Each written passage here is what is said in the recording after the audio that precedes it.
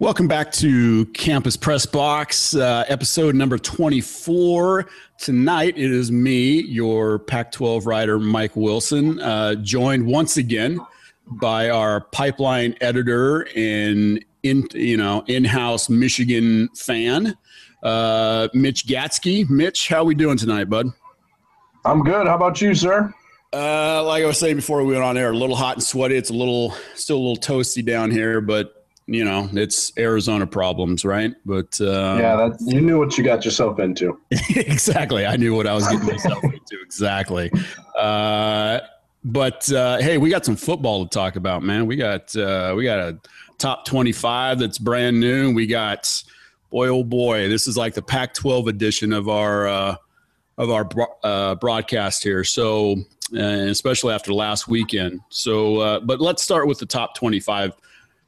Thoughts about the top 25? What are you thinking? Is there anything surprising? Anybody kind of get left out? Those kind of things. I like the shakeups at the bottom. I think it's good to see some new teams in there.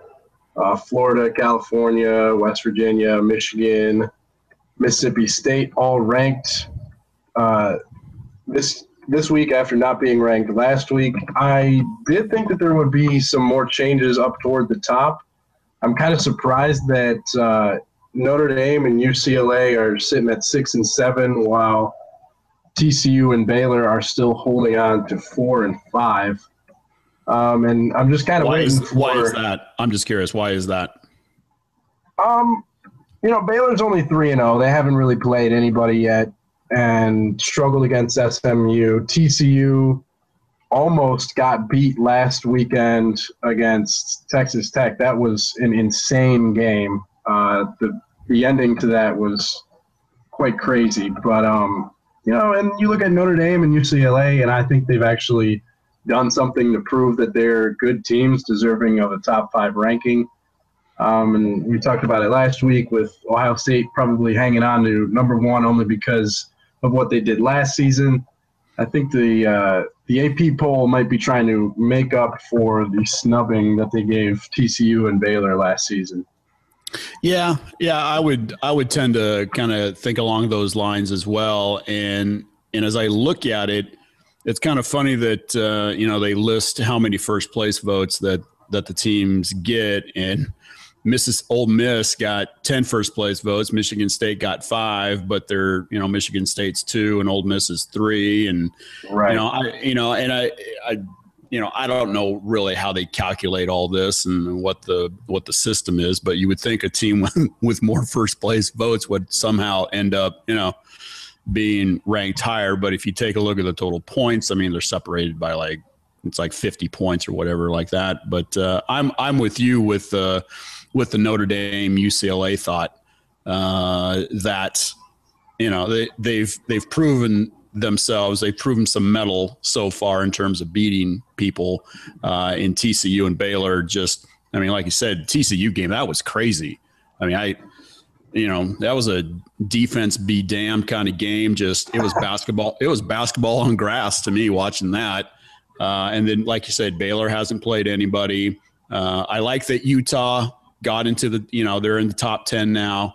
It looks like kind of Florida State's just kind of hanging out at 11, the kind of that just outside the top 10. SC, they got a little bump. Stanford, I like how Stanford's kind of positioning themselves right now. They're playing very, very good ball, solid ball control. I mean, to me, Stanford's a Big Ten team in the Pac-12. So, but at the bottom, hey, yeah, I like the new blood. I like seeing Michigan there. I like seeing Cal there. And even that Florida game was crazy too. It was. That was pretty insane. That last field goal was the closest miss that I think I've ever seen. Oh yeah. When I first saw it, I was like, that missed. Right. And then I literally had to go back on the TV, and rewind it. I'm like, ooh, yeah. I mean, if they're saying he missed, he literally missed by like inches. Inches. Inches. What do you think about the ones that are outside the top 25? especially, Oregon and Arizona. I think they deserve to fall out. I mean, if you come out and just get destroyed like they did at home in big conference games, it's hard for the AP writers to award those teams with rankings, especially when you have teams that have shown that they probably deserve a number, like Michigan. I don't want to get too much into it because I don't think it's that big of a deal, but blowing out BYU by 31 points when everybody was so high on the Cougars, that's an accomplishment. West Virginia is putting up a lot of points again. Cal has been impressive with the games that they've played. And Florida, quietly in the SEC East, is looking like maybe they're the strongest candidate to win that division. So, I mean, I got no problem with those teams falling out. I think they obviously still have a chance to work their way back in. Yeah. Oh, yeah. I mean, when you're in the top 25, but, when you're out of the top 25, but you're like 26, anywhere from like 26 to 30 or maybe even 35, you can still play some ball. You can still work your way in back into the good graces of the voters. But, to me, there really wasn't any too big of a complaint from me besides this is like splitting hairs, but I mean, the TCU Baylor thing and having Notre Dame and the Bruins ranked right below them. But, I mean, at this point, really, Mitch, it is what it is, right? I mean, it's just, yeah. And I think you and I have talked about this until we ad nauseum a little bit about, we wouldn't rank anybody. We wouldn't have rankings until like mid-October, right. Because, because of conference play and all that. So, hey, let's get right into this wild weekend in the Pac-12 where here's a stat for it. Every Pac-12 team that played a Pac-12 team at home lost.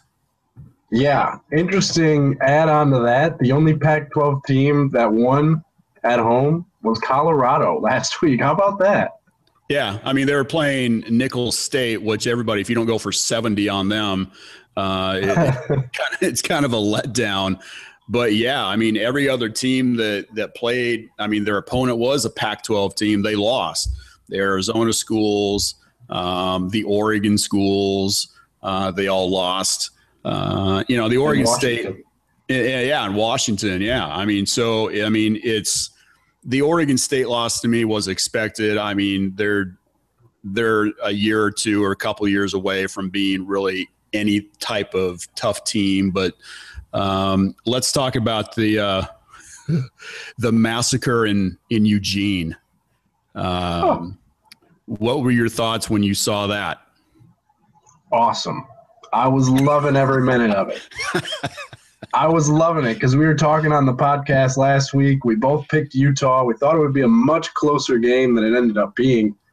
But, I mean, if you're a hater of the Ducks, and I'm not saying that I am, but if you've been hating on the Ducks and their flashy style of play for the last few seasons, you had to be loving what you saw on Saturday night because the Utes took them to the woodshed, taught them a few lessons, and threw them back out onto their own field in front of their home fans. And I can't remember as much of an embarrassing loss at home in a big game like that in the last couple of seasons. Oh, yeah. I mean, not that I would, as an Oregon State alum, ever want to be considered that I would hate on the Ducks. I know enough that Eugene is a tough place to win a game. It is just a tough environment. It is a loud stadium, and the fans do all they can to make it as tough as they can. But Utah wasn't having any of it. And I'm just sitting there. The one thing I kept going through my mind was my dad is at that game watching this. And the only question I had was like, how long is he sticking around?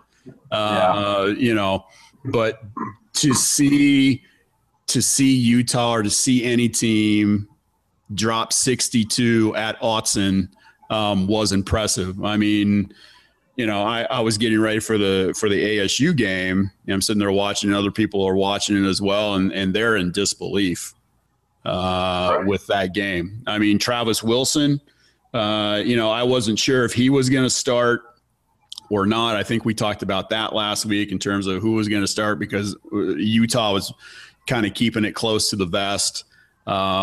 He played well. You know, the receivers played well. Booker played well. I mean, it was just like you said, a woodshed job at Eugene. What struck you about Oregon?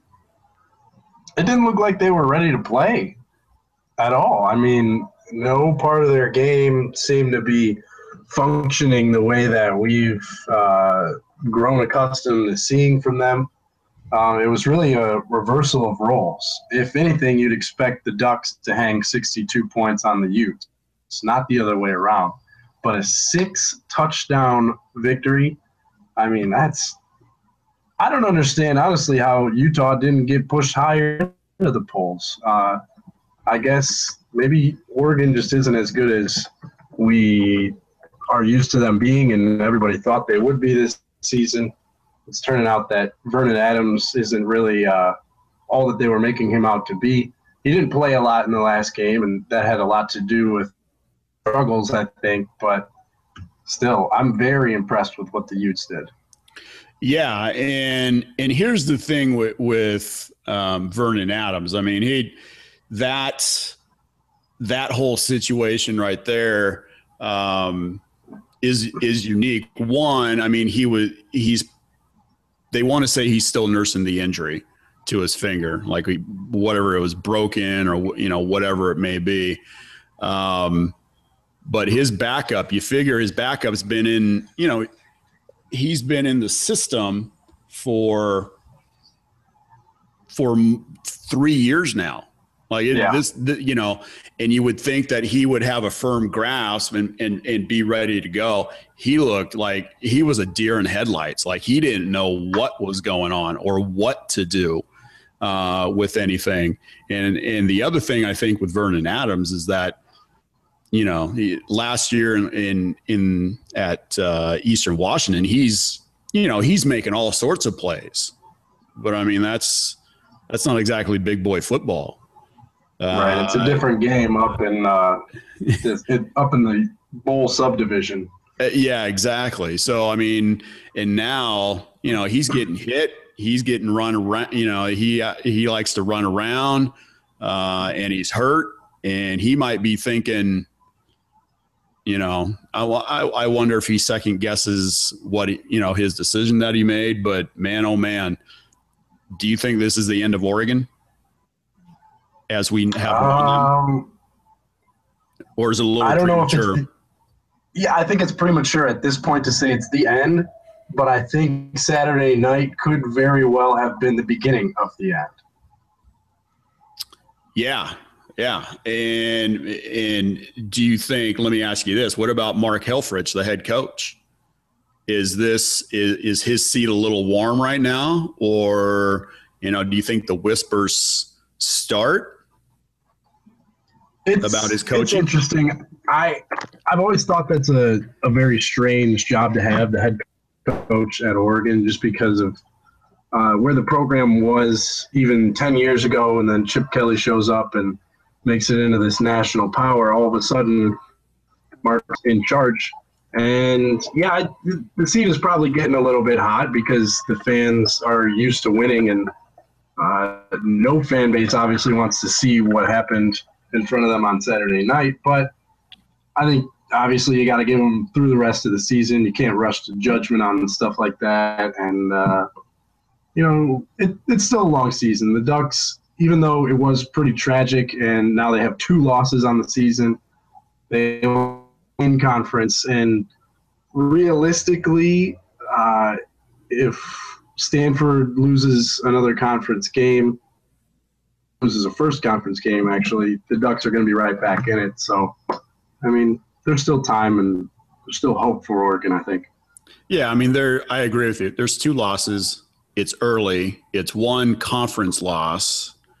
But I will tell you this, it makes that game with Stanford really big for them. Oh yeah. I mean that game is huge. And then when the Trojans come to town in late November, that game is huge. I mean, they got some cupcakes to kind of get through a little bit, but they have some big boys that they got to take care of if they want to. I mean, they could imagine a Duck team that has 4 losses. Imagine the fan base in Eugene. I mean, something that they're used to seeing at this point. They've been spoiled with such great seasons over the past bunch of years, but everybody has to pay their dues eventually. You can't win them all the time. Somebody else was bound to take the top spot, and I think we might be seeing that. But again, the one thing they have going for them is if they play well enough in that Stanford game, they can put themselves right back in to the discussion for the Pac-12 championship game. Yeah. I mean, right now they have to beat Stanford to have a shot, because you assume they beat Wazoo, that they beat Washington State. You assume that they beat the Beavers. You assume that even Washington's kind of an average team, but you assume that they beat them. Yep. But who knows what happens with California? Who? People right now, I think people are kind of forgetting about that game too. I mean, they got to play Stanford. They got to play the Bay Area teams.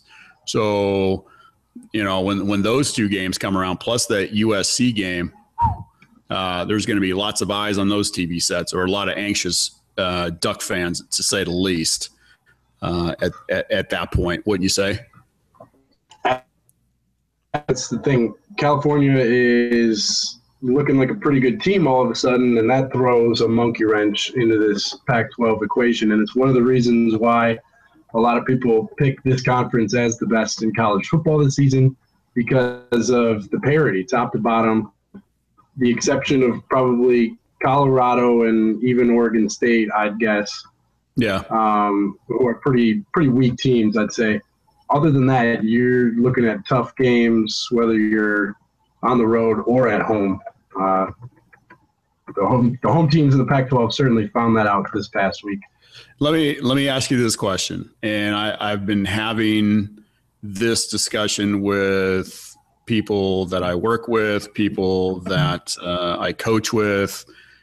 Do you think Marcus Mariota, masked a lot of the weaknesses that Oregon had because he was so good? Yeah, I mean, sure, but I really say quarterback. Look at Jameis Winston at Florida State. They're probably not as good as we've been giving them credit for. Really, any team with a great quarterback, you make a decent team, a pretty good team, and a good team, a great team. If you've got a guy who can not only take care of the ball for you and limit mistakes, but also go out, make some throws, make some plays, and put some points on the board. That's what we saw with Mariota, and now he's doing his thing in the NFL. The Ducks just have to find their next guy. Heading into this season, they would have liked to hope that Vernon Adams would be better than he's shown so far, but realistically, it is kind of a stopgap measure. He's not the long-term solution. Neither is Locke, the backup. They've got to get that next recruit in there, into the system, figure it out, and they'll be back because I think the system itself has proven that it works. The formula works for Oregon. It's just a matter of Helfrich finding the right guys to plug into that system, and hopefully it plays out well for him or better for him next year. And that's the thing with the playoff now is we're already looking forward to next year with some of these teams who have 1 and 2 losses. And that, I think, is the best part about it is we can kind of eliminate the teams who in the BCS maybe they still have a chance. Now with the playoff, it seems like each week is almost a playoff game. Like, yeah. No, I mean, especially schedule. Oh, absolutely. I mean, it's one of those things where you have to, when you have that second loss, you almost start thinking, okay, where do we have to be by this date? Where do we have to be by this date? And the one thing I will say about Oregon, that people bring up to me is that, you can say whatever you want about recruiting and how it goes and the whole system with it and all that. But, you look at the teams that are consistently ranked, and let's say in the top 10 in recruiting, Oregon's usually not even top 15. Like they're, nope. I think with recruiting, maybe they have to get a little better with the recruiting and try and get more of those 4 and 5 star guys. And once again, I mean, you can say what you want about the star system and all that kind of stuff, but if SC or UCLA are going to grab as many of these top, these 4-star and 5-star guys as they did last year, I mean, they're just building depth and they're building talent. And if Oregon is consistently outside of that, they're not going to be as successful as they want to be. I mean, do you see where I'm going with this, or trying to follow? Absolutely. It's just one of those things where, I agree with you with the system. I think they just have to recruit better athletes to put into the system to maybe get back to where they want to be, because everybody in the Pac-12 is going to get better. I mean, case in point, Cal. And then, you look at the LA schools, and dear Lord, last year they took everybody. It seemed like with 4 and 5 stars, but, talking about the Trojans, dear Lord, their game was with the Sun Devils last week was something that I was not prepared to see. that I didn't see coming. It was like, we were talking about the Ducks and the Utes, right? And we both picked the Utes, but we didn't see a 62-20 or 22 game. We saw maybe, the Utes winning by 7 points, 10 points, something like that, maybe. Yeah. This game, holy good God. I mean, this game was over at halftime. It was absolutely over at halftime. So tell me what you thought about that game. Well, I was flipping back and forth between the Utah-Oregon second half and the early stages of the USC-Arizona State game. And it seemed like every time I turned the game back on, the Trojans had scored another touchdown. Oh, yeah. Yeah, no. If you were flipping around, you probably missed a touchdown or two there. So keep going, Mitch. Cody Kessler looked great. 5 touchdowns. He only threw 33 passes, so that's a tremendous ratio. He's got a couple of extremely dangerous targets at receiver. Adoree Jackson had quite a night for himself, as did Juju Smith-Schuster. I think those two and those three, really, Kessler and his 2 receivers, Jackson and Smith-Schuster, showed last Saturday night that they probably are the most high-powered offense in terms of pure scoring ability. And now going forward, it's going to be can the Trojans' defense limit the opponents enough to let that offense take over games? Yeah. No, I mean, coming into the game, I thought, okay, I was kind of walking up to the stadium going, man, I still couldn't decide who I thought would win the game, but I had decided this much, that it was going to be like a 10-point victory for either side. I didn't see a 35-0 halftime score at all. But I will tell you this, like you said with the Ducks, that they didn't look ready to play. The Sun Devils didn't look ready to play at all. Like the first play that the Trojans had, their first possession, they took the kickoff. 52-yard seam route right down the middle to it was either Juju or Adoree. And right there I went, Trojans are here to play. They're not scared. Yeah. They don't care about the environment. I mean, because the crowd, I mean, it was a sellout, people going nuts, and that shut them up really quick. Now, unfortunately, I mean, Kessler threw a pick, which was really kind of the receiver's fault on that one, but he threw a pick and they didn't score. But holy smokes, Juju, that kid can play. That kid has wheels. And if you're the DB that has to watch him, that you're on him, you better have some help over the top, because he's going to make you look stupid. He is. He's going to make you look real stupid. What'd you think of Kessler? I mean, besides the 5 touchdowns, I mean, did you see anything that you were like, that you liked or that you didn't like? Or, I mean, even though that they won the game going away, I mean, we can nitpick a little bit here.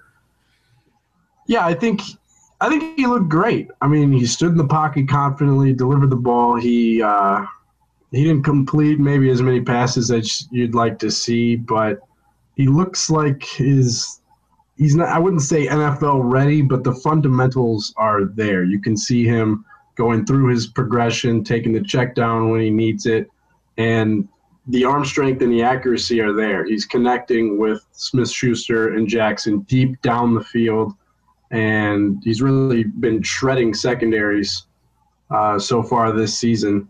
I think it's interesting. What do you think about the possibility of you talked about UCLA or USC was ready to play. They looked like they were there to make a statement. Do you think maybe the fact that they lost to Stanford 2 weeks ago, do you think that kind of took some of the pressure off them tie-ins they're thinking, we still got a shot at an undefeated season, all the championship tie-ins that go along with that. Do you think maybe some of that goes out the window and they can just go out there and want to play after picking up that loss? Yeah, I think it woke them up. And I think it was a dose of reality for them to going, oh, okay, we're not as good as we think we are. And maybe they started to believe the hype. As much as teams say that they don't start buying into that stuff, they buy into that stuff. I mean, they're young, 18. Yeah, they're 18 to 20, 21-year-old kids. I mean, they read stuff. They get on social media. That's a bunch of BS with me. But I think it woke them up because they were just ready to go from the get-go. I mean, I was on the field.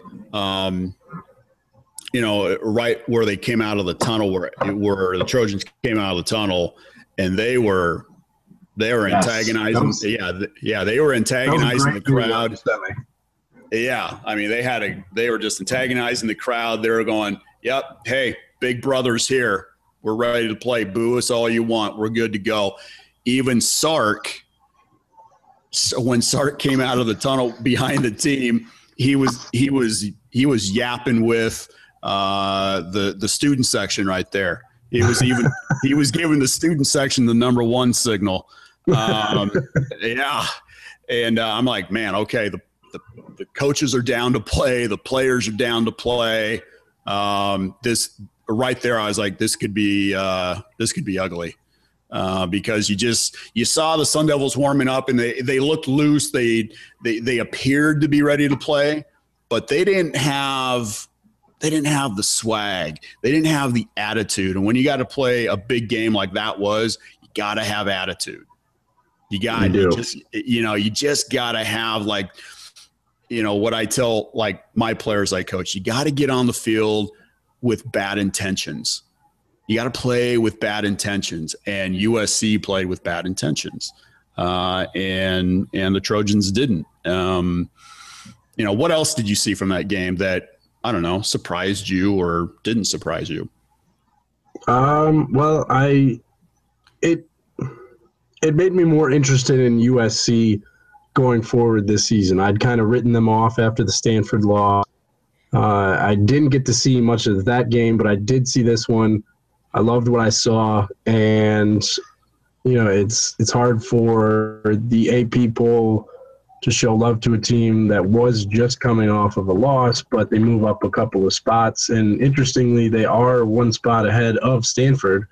A bit puzzling there, but I think USC is one of those teams that got their loss out of the way early, and now they're ready to make up some ground and, put their name on the Pac-12 South. Yeah. And if they play like they did last Saturday night, holy smokes. I mean, look out Pac-12 South. They'll go through Arizona, they'll go through Colorado, and then, the Utah UCLA games, that's going to be appointment television. That will be appointment television. I can't wait for all these games we got coming up in the Pac-12. I mean, the next couple of months, every weekend, there's going to be a huge game with implications for both the Pac-12 North and especially the Pac-12 South championship race. I mean, there's just teams up and down. We haven't even talked about UCLA beating the hell out of Arizona. Again, I think just a case of Arizona didn't look like they were ready to play, and UCLA was not going to wait around and let them hang around. They just took care of business and said, we're a good team. And Arizona probably didn't deserve the ranking that they had all the way up at 16. They fall all the way out of the 25, as we said, and yeah. I think last week I was talking about one of the concerns I had was that they didn't play anybody. Like their non-conference was Nevada, Northern Arizona, University of Texas, San Antonio. Yeah. Not exactly, big boy football. It's like 3 weeks of playing the JV squad with them. So, and I think a little bit of that came back to bite them in the ass last week because, like you said, UCLA. What about that Rosen kid? Wow. He looks like the real deal, doesn't he? I mean, he comes back after throwing 3 interceptions against BYU, throws for a couple touchdowns, didn't have to do a whole lot because, like the USC game, this one was over at halftime. But, yeah, he looks comfortable in the pocket. Again, he's still making some rookie mistakes, but, that's going to happen, and he's going to get better with time. So I like what I saw from him as well. I like what Jim Morris said. What's that? Did you see what Morris said after the game? I didn't.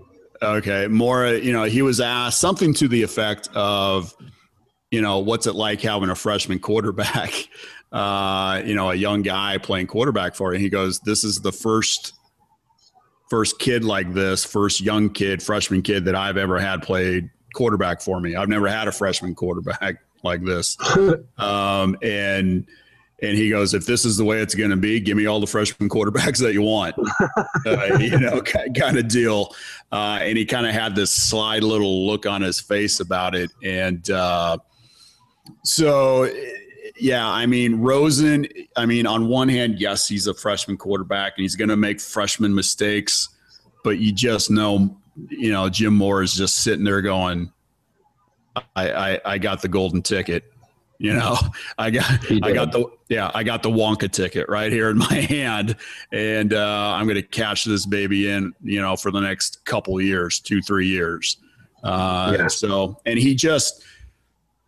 he reminds me of Mariota a little bit in terms of he just seems to kind of get it.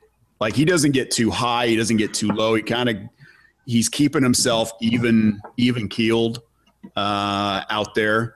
And I think it's showing in his play. I mean, granted, like you said, at BYU, holy smokes, he stunk the joint up there with the 3 picks. But, man, if that's the way he's going to play, from last week and even the game against Virginia, it's so to speak, his coming out party. Bright lights of Westwood are going to shine nicely on him. What'd you think of Paul Perkins? What do you think of that guy? I mean, he did a nice job Yeah, he did a nice job taking the ball when Rosen needed to hand it off. That's why I like the offense so much. I think they have a couple of running backs who can take the ball when Rosen needs a break and help keep defenses off balance enough to where when it is time for Rosen to throw, he has the space to do that. I like the way that UCLA looks. Again, I think they should be a top 5 team right now. They're probably the most impressive team for me so far this season. What's your concern with them? Well, we talked a little bit about the defense, the injuries that they have on defense last week on the podcast. You broke the news to me that Miles Jack is going to be out for the rest of the season. That kind of broke my heart because he is a very good player. But, the defense did a very nice job last Saturday holding Arizona to 30 points. I mean, yeah, that is a little bit high, but when you score 56, it's all right. So we'll see about the defense. It's probably going to be a week-to-week thing that we're going to talk about from here on out. But with the way the offense is going, it doesn't look like the defense is going to have to be doing too much of the heavy lifting. Yeah, you just hope that they can find a couple of guys that can just stop the bleeding on the defense because they're missing their starting defensive tackle. They're missing Miles Jack, and those are 2 big losses. But if you can stop the bleeding and you can get some stops and you can get Rosen in that offense more chances at scoring, the sky's the limit. Let me ask you this, Mitch. If UCLA and USC were to play next week, who are you choosing? Man, that's a tough one. Where's the game? Let's say the game's at USC. It's at the LA Coliseum. Okay. I think if they play this coming week, I'd have to give the edge to USC, but it would be close. It would be real close. A 1-possession game, back and forth, but I'd see a situation where USC, Kessler leads them down the field late in the fourth quarter, takes a lead, and they end up winning, something like that. Like by field goal or touchdown. Field goal, or touchdown, like yeah, something like that. Just a late fourth quarter score. What if the game's at the Rose Bowl? Probably the same in the other direction. So you'd have the Bruins coming out on top, yeah. Right, probably in that situation, Rosen leads the Bruins on the last minute drive and scores a touchdown or a field goal. See, I was pondering this all day, and that's pretty much what I came up with as well. Was that whoever was the home team was going to somehow pull this out by a field goal, like you said, 1 possession, lead the team down, get in possession, get in position to get a field goal, get it across as the gun goes off, or whatever it is. But if these 2 teams, Mitch, if they keep doing what they're doing, just imagine that game in November and like all the craziness that way and the hype that would be around the 2 LA schools battling for God knows what. Oh yeah. Yeah. Yeah. You talk about a must-see TV. Holy smokes. I mean, that would be crazy. For that to happen. But like you said, hey, every week in the Pac-12, it's something. There is going to be a big game in the Pac-12 that has division consequences to it. There's going to be conference consequences to it. And it's one of those where I just like to tell people, hey, get your popcorn, get your soda, take your phone, disconnect your phone, and just sit back and watch the games. Now, let's look at this week a little bit, if you don't mind. We got it looks like UCLA has has the week off. Like UCLA is not playing until the middle of October. And so USC, you mean? No, UCLA. You said the next UCLA game is not. I'm seeing UCLA is hosting. What am I thinking? Arizona State this weekend. Yeah, I'm totally just looking at the right team, but saying the wrong team on air. That's really good. But yeah, that's what I'm here for. Yeah, exactly. Thank you. All right. So so we have the Sun Devils and the Bruins this weekend in Westwood at the Rose Bowl. What do you see happening? Bruins probably win it pretty easily, and Sun Devils fans realize that this really is not their year, and to start to focus on 2016. Because I mean, at this point, there's just no way that I can give them any chance of winning this game. Yeah, no, I hear you with that, and I'll be at that game. So That's right. Yeah. And so I'll be all jazzed up to see Rosen and that, and the crew there. But I mean, if Arizona State loses this game, you're going to see people jumping off Tempe Town Bridge right outside of campus, right into the lake with like 40-pound weights on, because the expectations were so high, and it's such a veteran team on basically both sides of the ball. And now it's just, they're ready to commit Harry Carey with this team. Were the expectations lofty, though? Were they what?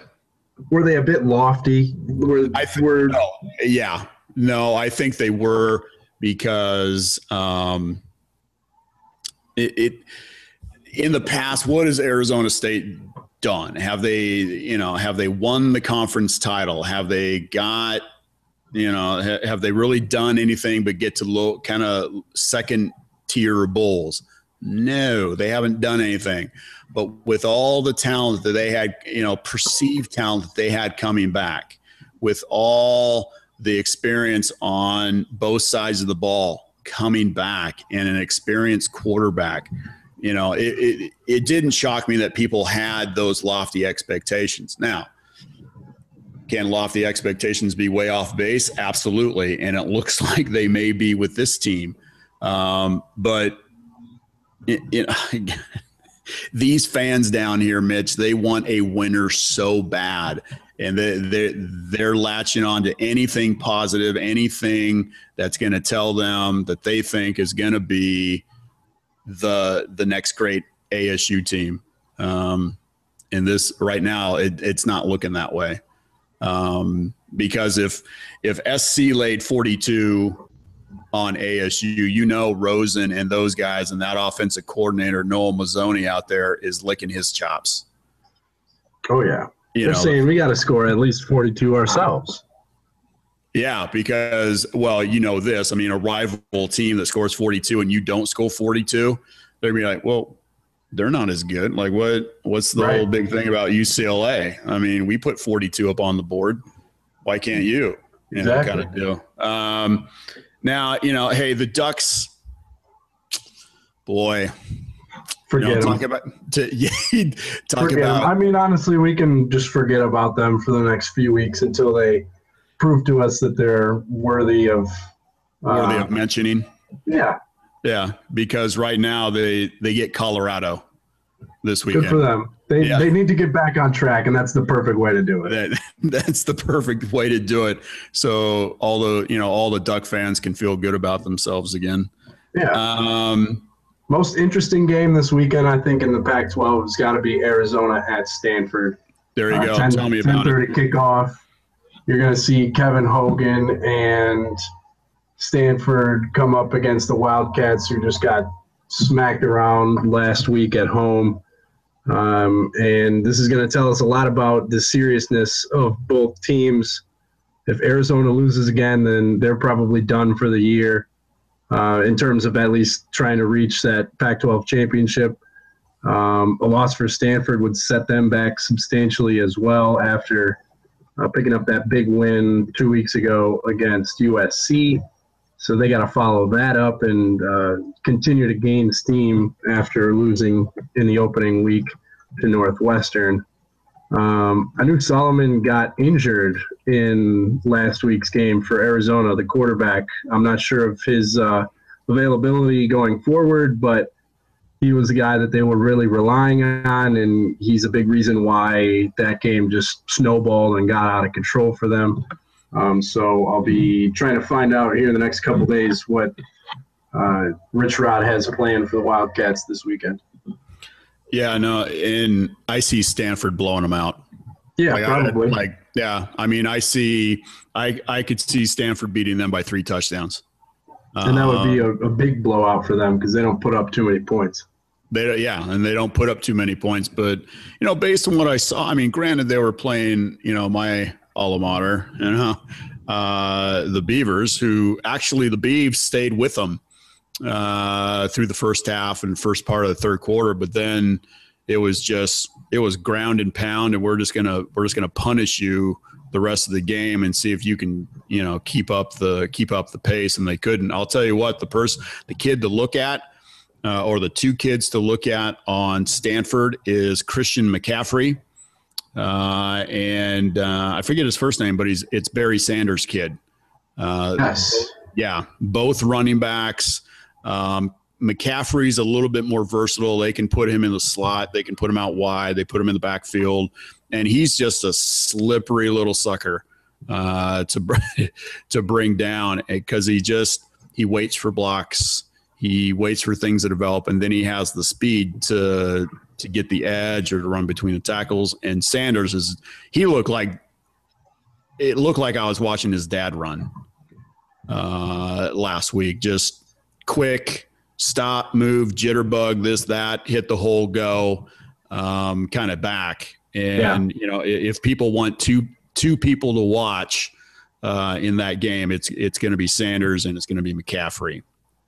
What do you think about Hogan? I think he's got a lot of pro potential. I like the way he just kind of hangs back in the pocket, takes off and scrambles when he needs to, earns himself a little bit more time to find some open receivers down the field. Obviously, that has a lot to do with a pretty solid offensive line that Stanford has, but I like what I've seen so far this season from Kevin Hogan. Again, he might fall into that category of a game manager. People like to throw that term around, but he does what he needs to do for the team that he's on, and I'm a fan of his. Okay. Let's get to the team that I think both you and I are interested in, Cal. Yes. Yeah, and what they have accomplished so far. I mean, they're 4-0. I'm not sure. I mean, where are they ranked? I can't remember. Was it like in the late teens, early 20s, somewhere in there, like 22? 24 currently. 24. Okay, 24. Going into this season, I thought they were kind of the enigma because they got plenty of weapons on offense. I mean, we saw that with Texas when they played Texas. They could score. The question to them was the defense. And so far, the defense, they've made enough stops. They've done enough to get Jared Goff the ball as much, of course, they want to get Jared Goff the ball as much as possible. But what are your thoughts about Cal so far? Well, they've been solid so far. I like the win against Texas. You called that way back in the preseason, so props to you on that one. But, I haven't got to watch them a whole lot. I wanted to watch last weekend against Washington, but that was on the Pac-12 network. And that's the thing. With so many great games around the Pac-12 that are getting national coverage, Cal has been kind of subject to the Pac-12 network, which I can't watch. But I do know I have seen the highlights of every game. I have seen the throws that Goff has been making. I don't know too much about the playmakers around him or the defensive guys, but this is a game, I think you used the term trap game for Cal. Yep. They're hosting Washington State, who's probably a team that they should beat at this point. Cal should beat Washington State this weekend. And if they do by 2 touchdowns, then great. They're a good team. But if they don't, then we go back to talking, how good are they really? Are they ready to take this step? Is Goff the quarterback that we think he is? All that talk starts to get drummed up if they stumble and fall here against the Cougars, who do have the capability of surprising some people. They pull an occasional upset and come out on some weeks and look like a decent team, and then other weeks it's like, what are they even doing in this conference? Yeah, I mean the thing that Washington State will have is they got a quarterback who can throw the ball. I mean, I know that's a shock. What, a Pac-12 quarterback can throw the ball? Wow. All right.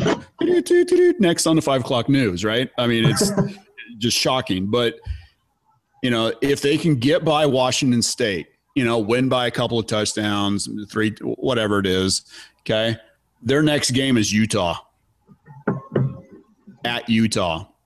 I mean, this Washington State game, they have to blow them out because they have to have as much confidence as they possibly can get going into that Utah game, because Utah, I mean, we talked about them earlier. They're flying high. They're walking around going, yeah, go ahead.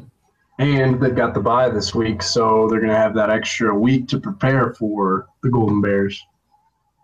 Oh yeah, I'm sure that they might.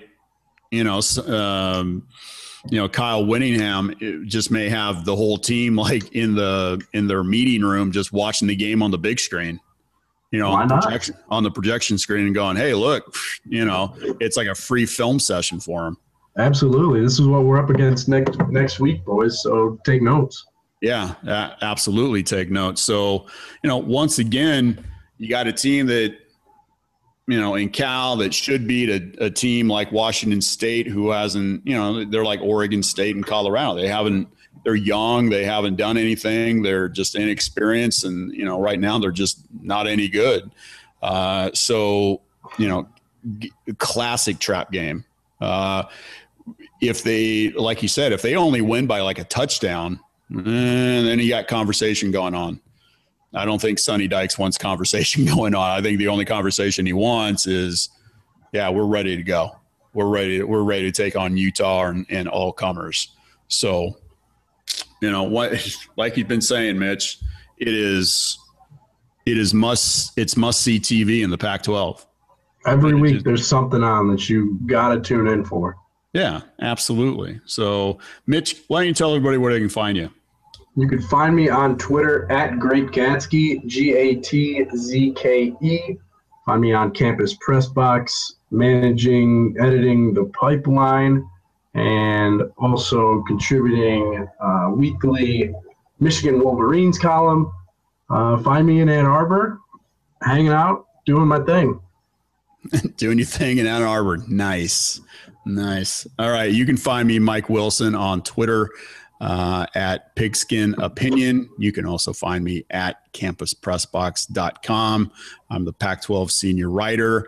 You can email me at mike.wilson@campuspressbox.com. And you can find me on the Campus Pressbox podcast every week or every other week or whenever we do it. But I will be here. And so for Mitch and myself, we will see or listen or whatever it is to everybody next week.